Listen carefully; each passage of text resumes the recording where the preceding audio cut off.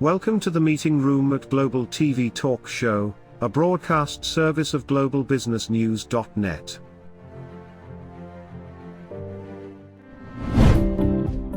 This episode from the meeting room of Global TV Talk Show is brought to you by The Bridge School, the accredited international online private school of choice, at bridgek12.org. Porch Light Rental and Destination Services. Reduce your renter lump sum or managed relocation costs. Visit them at porchlightrental.com. And by airs.com. With our full range of services, we can help design and manage your international relocation. Find us at airs.com. Primestone Partners, featuring corporate, government, and developer housing solutions, as well as senior-level advisory services. Find them at primestonepartners.com. And by International Auto Source. We are the vehicle experts for expats, featuring all major brands of automobiles with flexible solutions and financing. On the web at intlauto.com. Become a global player in your field. Cross Culture to Go provides virtual support for your global business and career success. We can help you thrive in 140 plus countries and markets. On the web at crossculturetogo.com. Okay. This is Ed Cohen, your broadcast host today on Global TV Talk Show. This is a unit of globalbusinessnews.net, which has been around since '03. Google Analytics says we've had on that site since '03, a long time ago, 1.2 million reader page views. But more realistically, since we began Global TV Talk Show, which is a unit, since April of 2020 through last week, Google Analytics says we've had 102,000 page views. So thank you very much out there. Our special guest today is Michelle Seiler Tucker, who's going to be talking to us and talking to you business owners about exiting rich. It's a new book. Hello, Michelle. Hi, Edwin. How are you? Good. Call me Ed. And so, Michelle, thanks for having me on, Ed. You're in New Orleans, right? I am, yes, sir. But I was born in Long Beach, California. Oh, no kidding. Wow. Yes. So, New Orleans, I love, but I haven't been there for about 3 years. Can't wait to go back. Come see me. So, do you happen to know Melinda Stallings? No. She just moved from New Orleans. She had a house in the Bayou area, and she was tired of getting flooded, so she relocated to Austin. And so anyway, she's an author also and wrote a book called The Power of Positive Conflict Resolution. But she's also still a professor at Louisiana State, and she teaches in the business school. And so she's been on our show several times, and I thought I'd mention that. I'd be glad to introduce you. So our job is networking as well as public relations, as you could tell. And I want to learn about you. But first, tell us about Exit Rich. Now, this is a new book, and when's it coming out? Yeah, so Exit Rich is my latest book. It's actually my third book, and it is coming out June 22nd. Coming up. Yep, coming up. Yeah, today is May 28th. Yes, and people can buy Exit Rich now at exitrichbook.com and receive the digital download immediately, so they don't have to wait till June 22nd. That's great. Now, what other books did you write? So I wrote Sell Your Business for More Than It's Worth in 2013. I wrote Contributing Chapters for Think and Grow Rich Today. And I wrote another book a couple years ago that I have not published about how to grow wealth through acquisitions. Okay. Now, were you always a writer? Did you specialize in English in school? Or no, but I was writing as a child. So, I mean, when I was 6 and 7 years old, I didn't really pay. Yeah, I wasn't your typical child. I wasn't playing with dolls and toys and things like that. I would walk up to a stranger with a notebook and just start asking them questions. Like, what do you do? How do you do it? And I started writing books and songs and poetry and things at a very young age. So what was your inspiration to do that? Was that a grandfather or a mom or what? No, I just think I've always been curious about people, and I've always been a people person, and I've always want to know, what do you do and how do you do it? And how did you get started? And I'm still like that today, even in business. I'm like a kid in a candy store. I get so excited to find out how an entrepreneur started their business with an eighth grade Wow. education. Like we have a client right now, we're selling his business for $70 million, eighth grade education, started selling products out of their pickup truck back in the 90s, and now their business is worth about 70 million. Oof. So I love stories like that. I just get so excited, to hear entrepreneurs and their path and how they created a multi-million dollar business or a multi-billion dollar business. So about writing books. So Mhm. I interview a lot of authors on this program.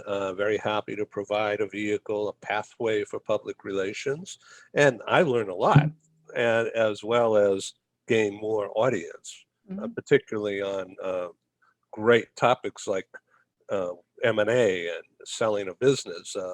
So I am building up the C level, the business owner, the CEO level. We already have a bunch, but we want a lot more. So tell me about writing a book. Isn't it so that the first paragraph is the hardest, or is it the third or fourth? So I'm very different in my writing than most people. Like I talk to a lot of aspiring authors that have been writing their book for years. And I don't spend years on a book. I spend about 6 weeks. And I've got about another 7 or 8 books in me. So I'm starting another book this year, but I spend about 6 weeks. So my process is starting during the holidays, starting right before Thanksgiving and finishing the first or second week of January. Now, that's a way to start a year. Now I don't do it every year because it would drive me crazy. It would drive my family crazy. And it's during the holidays. So people are like, why are you writing during the holidays? It's so crazy during the holidays. The reason I do that is because I know that I have that time where we're not as crazy busy in our M&A firm because of the holidays. And if I just focus and I'll get up at 4 a.m. and I'll start writing all day and maybe take a couple of breaks and stop around 5 or 6. I know I'm going to knock it out in 6 weeks. So the first chapter, I don't know if it's really the hardest. I always say start with your outline, start with your table of contents. Start there first before you just start writing. And then I just knock it out. I don't worry about it being perfect. I don't worry about editing. I don't worry about any of that till I'm done. Then I go back and edit. So you're pretty severe taskmaster of yourself. You should work for me. Self-flagellation here. Yeah. Okay, so when you do an Yeah. outline, I mean, is this something you do when you had a glass of wine and relaxes you to a certain extent, and then you just say, I'm going to do this, nothing's going to stop me? If I do that when I'm having a glass of wine, then I'll probably have another glass of wine and another glass of wine, and I won't write anything. So no, I definitely don't have a glass of wine at 4 o'clock in the morning. No, I just start putting my thoughts down. And for me, it's not that difficult because I'm writing about stuff I've been doing for 20 years in the trenches as a mergers and acquisitions master intermediary, as a senior business analyst. So the content's in my head. We do research. I do have my team do the research. I don't do the research. I assign my team all the different things, chapters that I need them to research, but the rest of the content is in my head. So I actually hired a ghostwriter one time, and it was like the biggest mistake I made because it was not so much about the money, but it was more of a time waster because I spent so much time telling my stories and my case studies, and they would send it back to me. I'm like, that's not what I said. That's completely opposite of what I said. And then I'm like, you know what? I'm done. I'm wasting too much time. I'm better off just writing a book myself. And I literally type it. I type every single word in this 325-page book that's 23 chapters. Okay, so what is the bottom line here when a guy or like lady wants to sell a business, it's not profit, it's the market share, it's the customers, right? You mean what a buyer is buying? Yeah, well, where's the value?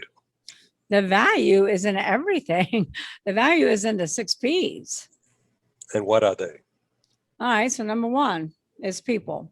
Well, let me back up for a minute because I think we need to set the context here. Steve Forbes says 80% of businesses will never sell. 8 out of 10 companies do not sell. Those are pretty startling statistics facing baby boomers. Yeah. And so the reason for that, well, there's lots of reasons for that. But one of the number one reasons is that business owners think of their business as their baby. And they never really plan for their exit. They never really think they're going to sell it one day. They just keep running it. They keep working in it. They don't think about selling until a catastrophic event has occurred. And that's internal or external, health issues, partners disputes, divorce, death. And they're like, oh my God, we got to sell. Or this pandemic that we've been in for the last year and a half. The worst time to sell your business is during a catastrophe because you're never going to maximize value. The best time to sell is when you're in its prime, when the business is in its prime. So one of the things we do in Exit Rich is we walk our clients through what we call the GPS exit model, where Stephen Covey says, start with the end in mind. And do you want me to walk your listeners through that real quick? Please. And then we'll get into the 6 P's. Okay. Yeah. So like Stephen Covey says, start with the end in mind. When you want to drive somewhere, Ed, in San Diego, what do? You pull out your phone, you go to Google Maps, and what do you plug in? Destination. Your destination. If you don't have a destination, what happens? Well, you go nowhere. That's what happens with business owners. They have no destination. I have to say, audience, this is not rehearsed. We just have a good rapport here. That's true. So they have no destination. Business owners don't plan to fail. They fail to plan. They have no destination. So they're driving around in circles, driving up and down the financial hills to end up nowhere, to end up broke, to end up exiting poor. So I work with my clients to say, okay, let's figure out our destination. What is your end game? What is your desired sales price? Pick a number. And Ed, they always get hung up on a number. And I'm like, you can always change it, but you got to start somewhere. So let's say you want to sell your business for $10 million. Great, there's a number. Now, what does a GPS exit model need to know? How do you justify that, I guess? Or how do you get there? Now, the next step is, where are you starting from? Okay. Where are you starting from? What is your current location? What is your current evaluation? And business owners, Ed, most business owners have never had their business evaluated. Right. They have never had their business evaluated. I just talked to a business owner, been in business 40 years, never had it evaluated. They don't get an evaluation until they think of selling, until they think about selling. And that's financial suicide. I mean, we go to the doctor once a year to get an annual checkup to make sure our heart's still ticking and we're still kicking. We take our car to the mechanic to make sure we get an annual tune-up. But take your most valuable asset and we're not getting an annual valuation checkup, that's financial suicide. There are events that increase valuation and there are events that decrease valuation. So you always need to know what your business is worth. So let's say you want to sell for 10 million, that's your destination. Your current location, your current evaluation, let's say you're worth 2 million. The next thing a GPS exit model needs to know is time frame. Let's say you want to do it in 10 years. Now, the GPS exit model needs to know, who are your buyers? Who are your buyers going to be? You notice I say buyers. I have clients that come to me all the time and say, Michelle, I have this buyer. Can you represent me? And I'm like, no. And they're like, what do you mean no? Because there's so much work in pulling everything together, doing the evaluation, packaging the business for sale, doing the due diligence. And in all likelihood, that one buyer is not going to close on the sale of your business. Something will happen in due diligence, and then you have no backup buyers. So you always want to have backup buyers. Plus, how do you maximize value if you can't create a competition and you can't create a bidding war with a party of one? There's 5 types of buyers. 90% of buyers are first-time buyers. They buy small businesses. They don't buy $10 million companies. They buy coffee shops, ice cream stores, dry cleaners. Then the second type is turnaround specialist. They buy distressed assets. The third type is private equity groups, PEGs. They buy based on platform and add-ons. So a platform is, let's say they want to get into healthcare and they're currently not in healthcare. They won't even consider a business in the medical sector for less than $3 million in Ebitda. Ebitda is earnings before interest, taxes, depreciation, and amortization. And an add-on is, let's say they already have a platform of medical businesses. They'll consider smaller businesses under $1 million in Ebitda. Then the fourth type of buyer is strategic/competitors, and they typically pay the highest multiple because they're buying synergies. That's what they're paying for. Plus, when they look at synergies, they don't just look at it for the business they're buying. They look at the synergies of how they're going to catapult their business to the next level. Contracts, patents, trademarks, the talent. And then they can take advantage of economies of scale and decrease overhead. The last type of buyer is sophisticated entrepreneurs. They're industry agnostic and they chase Ebitda. So that's the 5 types of buyers. So now that you have your plan, you have to reverse engineer it and you have to figure out, okay, well, if I'm going to sell for $10 million, where's my revenues need to be? This is my COGS, my operating expense. Most importantly, what's the Ebitda need to land? So to sell for $10 million, you need an Ebitda between $1 million to $1.5 million, depending upon your synergies. $1.5 million to $2 million, depending upon your synergies. And so now you need to ask, well, what are the synergies? What are the characteristics that these buyers are looking for, willing to pay top dollar for, so I can build my business to meet their specific criteria? And then obviously the last step in a GPS exit model, I say obviously, is what is your why? If it was easy to sell a $10 million business, everybody would be doing it. The why has to be strong enough, powerful enough to keep you in the game, to keep you weathering the financial storms, to keep you motivated. So that's the GPS exit model. We interrupt this broadcast to bring you a timely announcement. Hi, I'm Sergey Gorbatov. I'm Angela Lane. Together we're researchers, writers and practitioners in the field of human resources. And we've also been multi-country, multi-assignment career expats. We owe our professional development and growth to a very large extent to the international assignment opportunities that we have had. But in a world where distributed work may become the norm, we also want to understand what will happen to the nature, duration, and purpose of international assignments. Together with our colleague, Julian Dalzell from the University of South Carolina, we're undertaking a study on the future of expatriation. And we'd value your contribution. You can participate in this important study by completing a simple 10-minute questionnaire.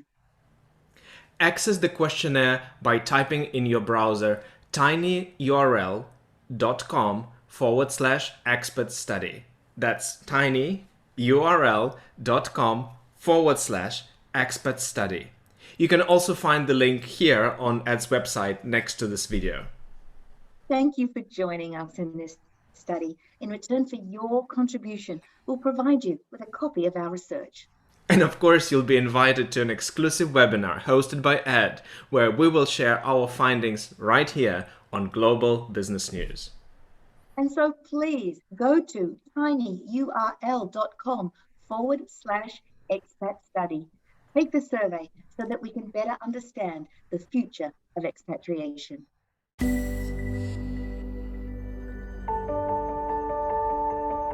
Something that's really neat is that the Bridge School partners with various organizations to provide learning for their students.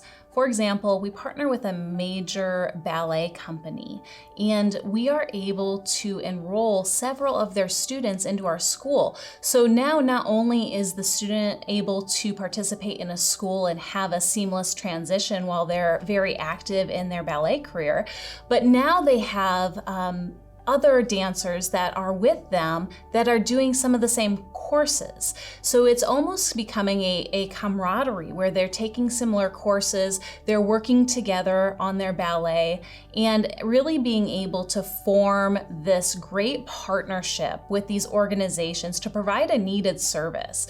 A lot of times, there are student athletes who will spend hours and hours at the gym or at the basketball courts, wherever it is. And if they're attending a traditional school, they're in school from 8 to 3. They get a quick snack, and then they're at the gym for 3 to 4 hours in the evening. Coming to us and having that partnership, they're able to break that up throughout the day. They can have a morning practice, get some schooling in, have an afternoon practice, finish their schooling in the evening.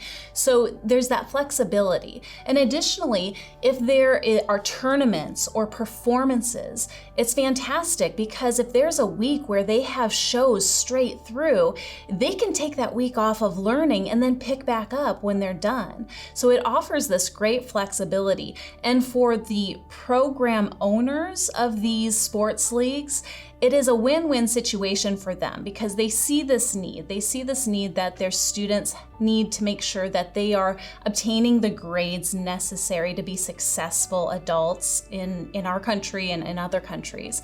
But it provides them an environment where they can be successful at both.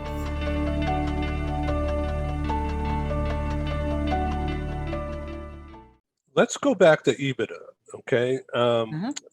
I certainly have heard about it, but I don't know how to measure it. I'm not an accountant.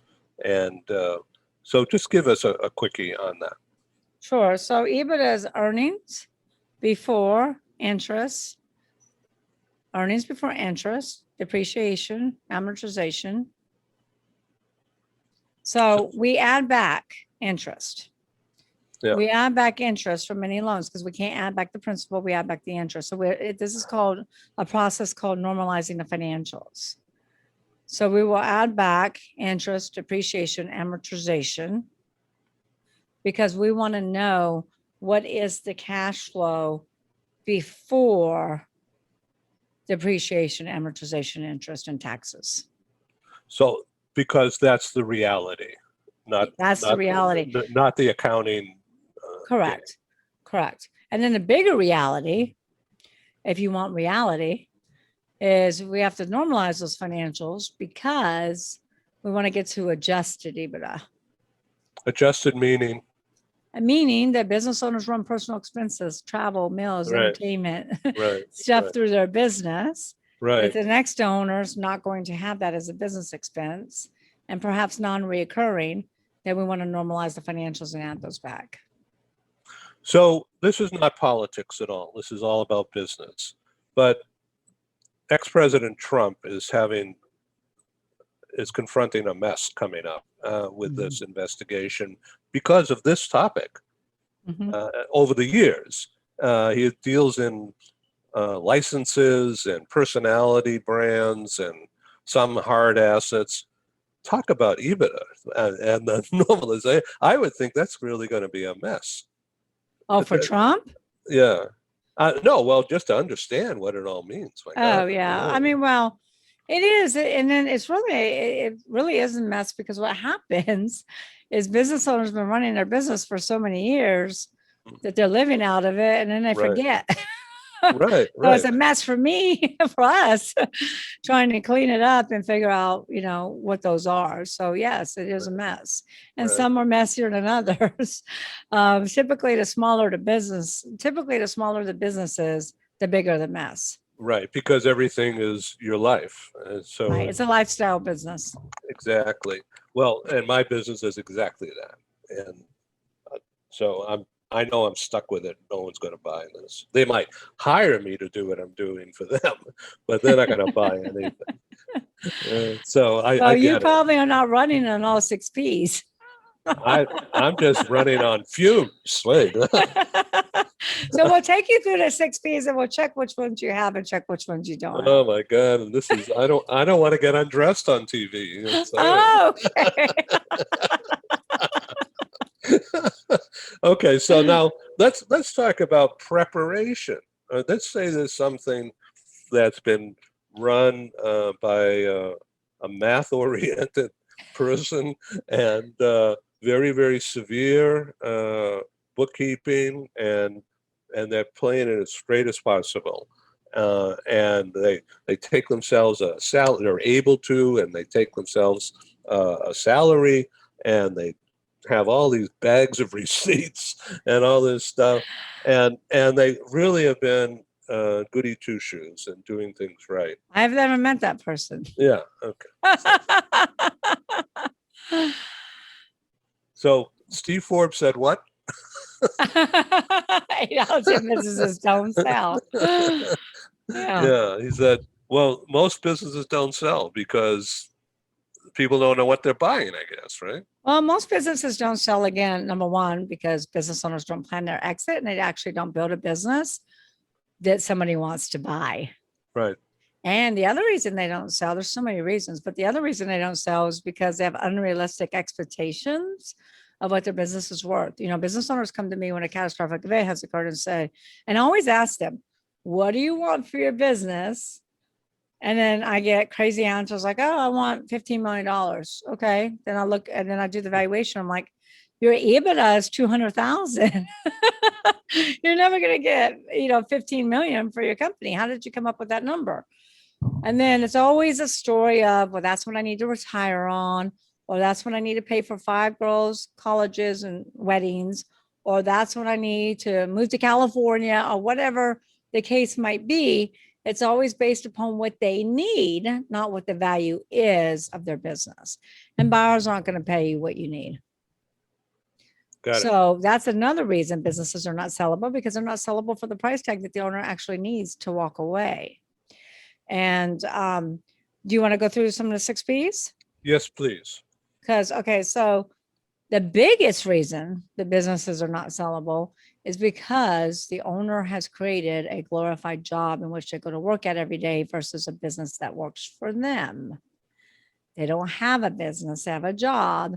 And if we pull that owner out of the business, there is no business. I have a dentist that came to me, wants to sell, been in business 50 years, 1 dentist, 3 dental hygienists. The dental hygienist just happened to be his daughters. So I said, look, we're not going to be able to maximize value on the sale of your business.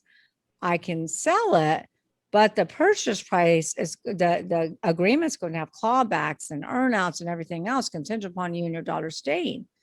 And he said, honey, we're not staying. I said, well, honey, you're not selling. Because the minute you leave and your daughters leave, the patients leave. So the number one thing in a business is people. You don't build a business, you build people, and people build the business. Entrepreneurs have to stop putting their finger in every pie. You need to focus on your strengths, hire your weaknesses, and learn how to empower and delegate. Put the right people in the right seats and ask the who question, Ed. Who opens the doors? Who handles customer service? Who handles legal, marketing, accounting, banking, manufacturing, logistics, environmental? The clue here is you should never be next to the who, because we want the business to run without you. And if you're trying to sell a business for 5, 10, 15, $20 million, you have to have that layer of management team. Wow. So did you pass the people test? I'm not going to undress you. Don't worry. People? No, it's just me. It's just me. Yeah. So no, it's just something. I am the producer and the host, but I have a technical partner and makes it all look good once we get done with the live, and I do the marketing, and I have a cast of characters who are advisors, some of which are customers, and that's it. Got it. So there's nothing here other than my own energy and the style, and I don't know whether that can be sold. I don't think so. No, because you are the business. I could be hired, as I said, to do this kind of thing in conjunction with another business, and then get a salary or some kind of It's payment. really hard to sell it when you're the only person and you're the personality. It's like Tony Robbins. Tony Robbins sold his business, but he did an ESOP, and so to his employees. Well, plus he had the books and the TV and Right. the methodology, and that could be set up by anybody. Correct. Absolutely. So people is the biggest component. That's why we put it first. Yeah. Product is the second P. And just to give you a little history, when I wrote Sell Your Business for More Than It's Worth in 2013, I did the research and learned that 95% of all startups within that first 1 to 5 years would fail. They would go out of business. We all know that. But when I wrote Exit Rich in 2019 and did the exact same research, this is before the pandemic, I learned that the business landscape has changed. It's actually flip-flopped. So now it's only 30% of startups going out of business. Out of 27.6 million companies, those businesses that have been in business 10 years or longer, 70% of them are at risk of going out of business. 70% will go out of business.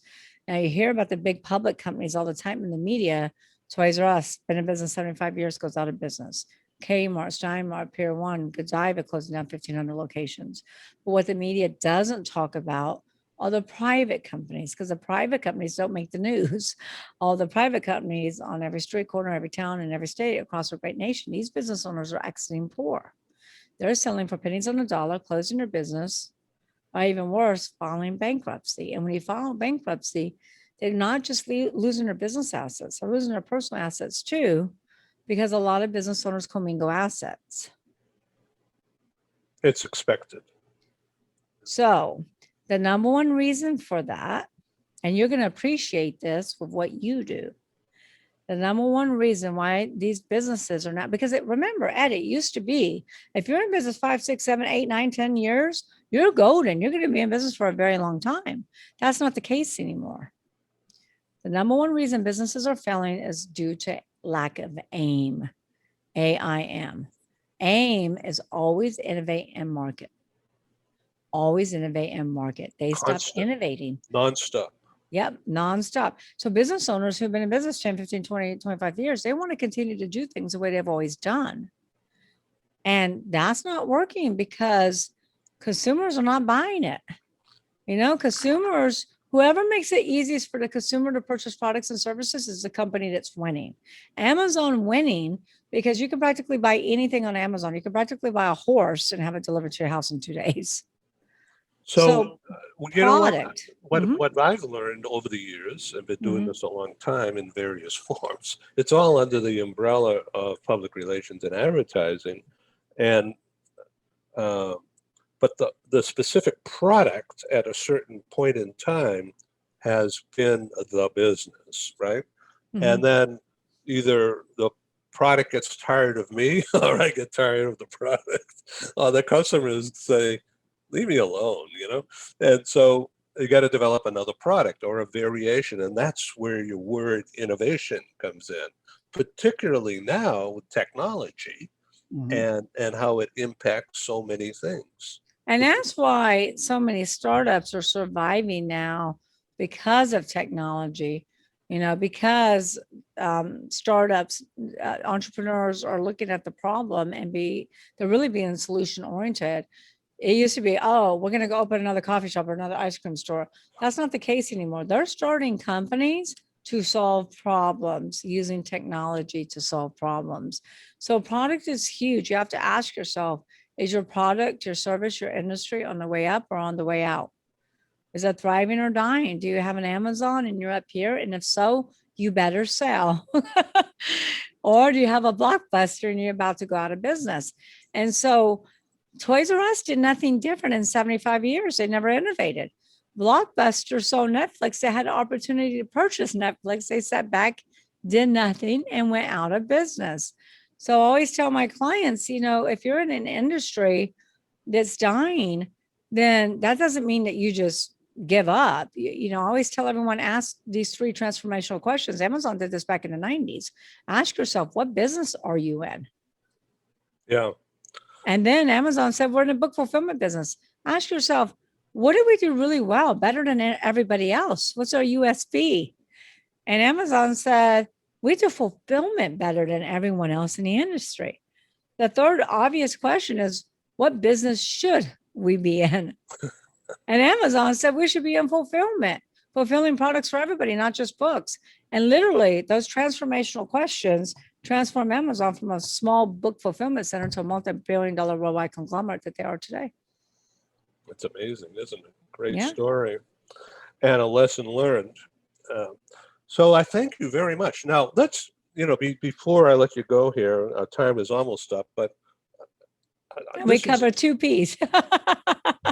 So please tell us the rest. Okay, so and I won't give you the details. So we did people, product, processes is number 3. Proprietary is the highest value driver. Proprietary can take you from a 5 multiple to 6 to 7 to 8. Proprietary are your patents, your branding, your contracts, your celebrity endorsements, content. That's all proprietary that strategics will pay a lot more money for. And then patrons and profits is last. Profits is last. Here's why profits is last. Lack of profits is never the problem. Lack of profits is a symptom of not running on one of the other 5 cylinders. I have clients that come to me and say, Michelle, I have a profit problem. I'm like, no, you have a people problem. You have a process problem. Lack of profits is never the problem. Process means the methodology of creating revenue. Process means the way you run everything in your company in every single department. And where most business owners get this wrong is they design their processes around their own agenda versus around the customer experience. Do you want an example? Yeah. Chiropractors. I'm open Monday, Wednesday, Friday from 9 to 12, 3 to 5, Tuesday mornings, Thursday afternoons. Are those processes designed around the patient? No, it's designed around the owner's experience. Have you ever had a problem with a bank, social media company, a retail outlet, and you call to get your problem fixed and you got to push all these different buttons to get a live human? Finally, you tell your whole story and they're like, let me transfer you. And then you get disconnected and you have to call back and then you have to do it all over again. Are those processes designed to create happy client experiences? No. So processes need to be designed with the customer experience in mind, and they need to be efficient, productive, and well documented. So one of the interviews we had just the other day was with a consultant, a high-level, brainy guy, and he said the exact same thing, but he called it outside in, which means the customer. Yes. And bring, Or he said also suppliers. All right. The people who you rely on to make it all happen, they're looking at your business too. And, they just want to get paid, but they can see things that are going on that, because they're dealing with a lot of people. Anyway. Yeah. And outsiders can see what's going on because it's hard to read a label from the inside of the bottle. You need an outsider's perspective to read the warning signs and keep you out of the danger zones.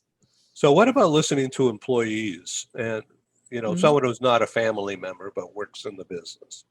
I think it's imperative to listen to employees and not just upper management. I mean, you can learn the most from somebody who cleans your office, janitorial. I think you should ask all of your employees, every single one, what their perspective is.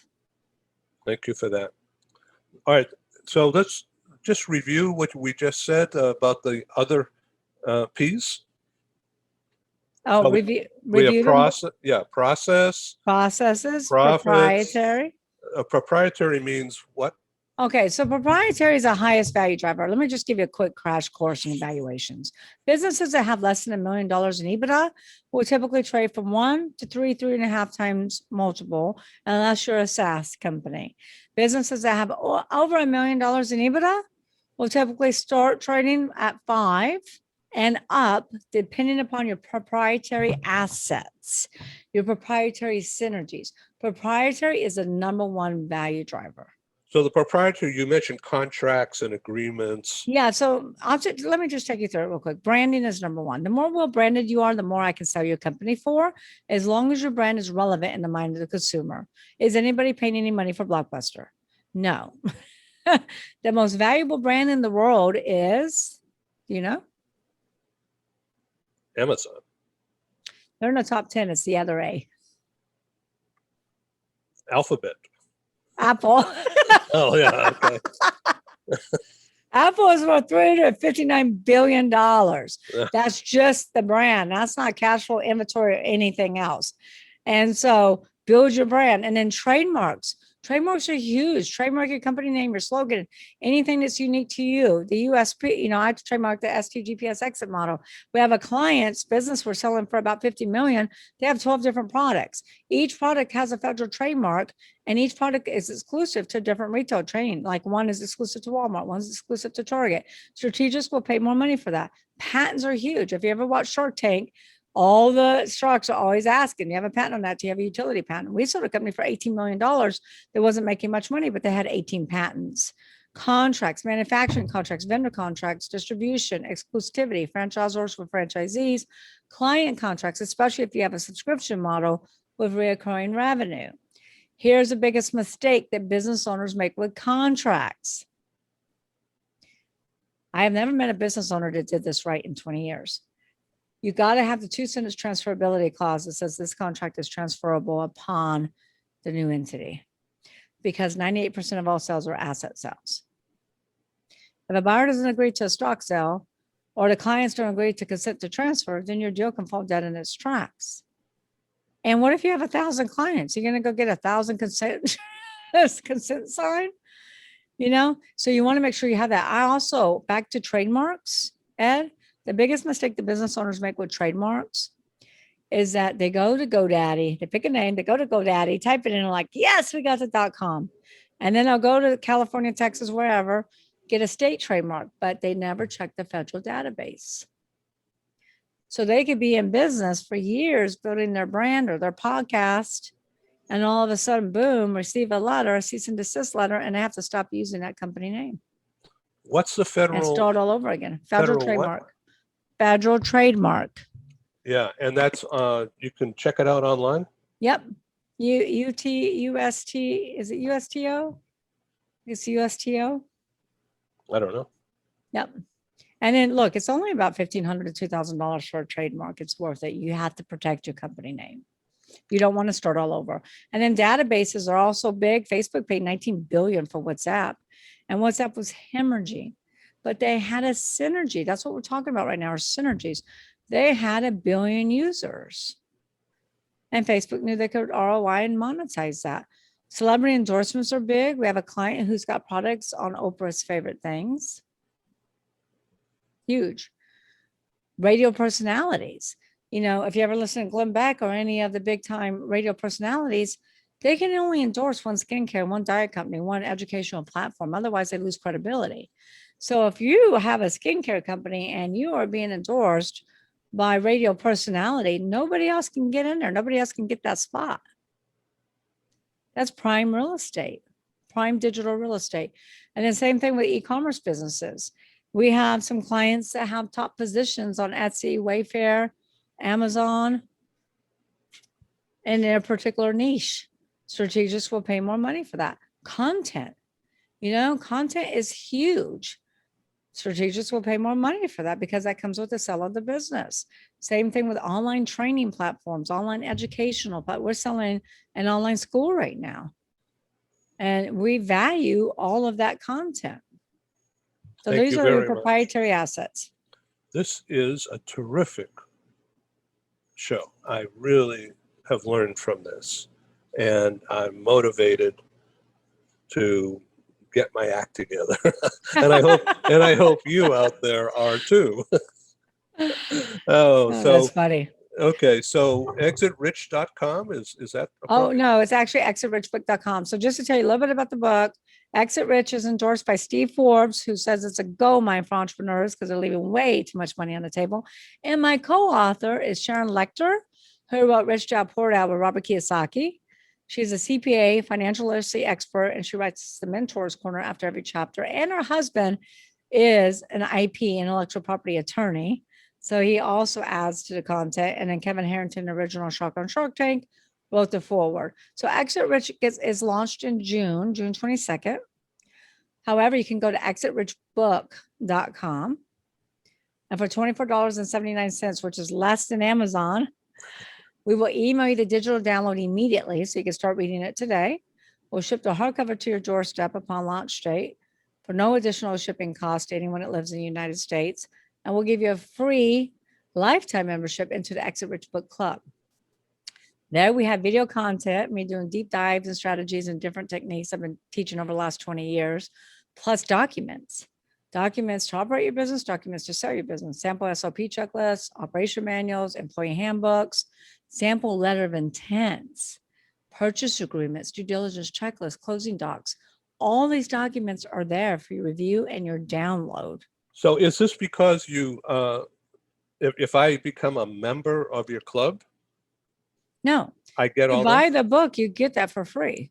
Oh, okay. And these documents will cost you over $40,000 to go recreate with an attorney. They're there for your review and your download. You can use the templates, but you got to remove my company name. A lady emailed me yesterday. She said, "Can I use these?" And I go, "Yes, but remove my name." Yeah. And then we also give you a 30-day free membership in the Club CEOs, which is an entrepreneurial mastermind where we do Q&As, hot seats, and really help business owners build a sustainable, scalable, and sellable business. All for $24.79 at exitrichbook.com.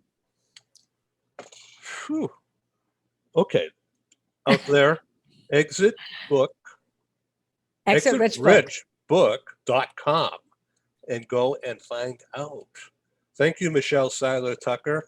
This has been an MBA course. Thank you so much, Ed. My main website is seilertucker.com. Thank you. Thank you for having me. It was an absolute pleasure. And I want you to come back after your lunch, and you could give us a breakdown of that. Okay. Thank you so much. Thank you for having me. Thank you. This is Ed in San Diego, and that's Michelle in New Orleans area. Thank you for joining us in the meeting room at Global TV Talk Show. Have a wonderful day and stay safe.